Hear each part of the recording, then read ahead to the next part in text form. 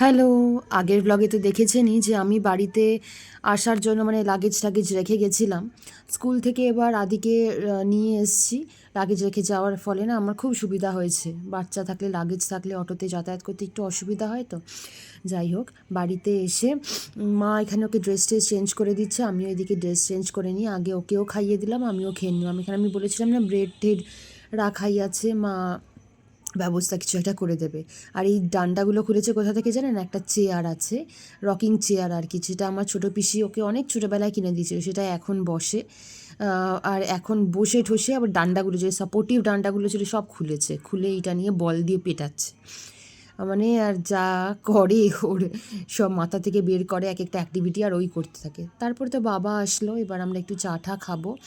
বাবা না ওদিকে মোমো নিয়ে এসেছিলো, তাই পাশের, আমার তো পাশেই মাসিমণি থাকে, আগেও দেখেছেন যারা ব্লগ আমার দেখেন তারা নিশ্চয়ই জানেনই। তো মোমোই সবাই মিলে একটু খেলাম।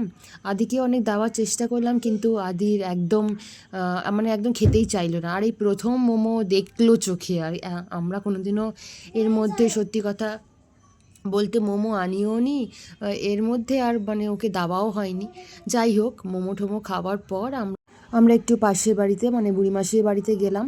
আমরা বাড়ি মানে বাপের বাড়িতে আসলেই আমি ছেলেকে নিয়ে একবার ওখানে যাই, কেননা বুড়ি দিদা তো এখন অসুস্থই, খুব একটা বেরোতে পারে না, না হলে আমাদের বাড়িতে আসে, মাঝে মাঝে আসতো আর কি। তো তাই জন্য আমি এখন যাই। আর বুড়ি মাসিও আছে ওখানে, আর বুড়ি মাসি বুড়ি দিদা না ওকে সত্যিই খুব ভালোবাসে। আর তাই মানে ওই আর কি ওখানেই গেছিলাম। আর ও ভীষণ পাঁপড় খেতে ভালোবাসে। গিয়ে কথা টথা বলছিলাম, এদিকে আবার বুড়িমাসি ওর জন্য পাঁপড় বানাতে গেছিলো, মানে পাঁপড় ভাজতে গেছিলো।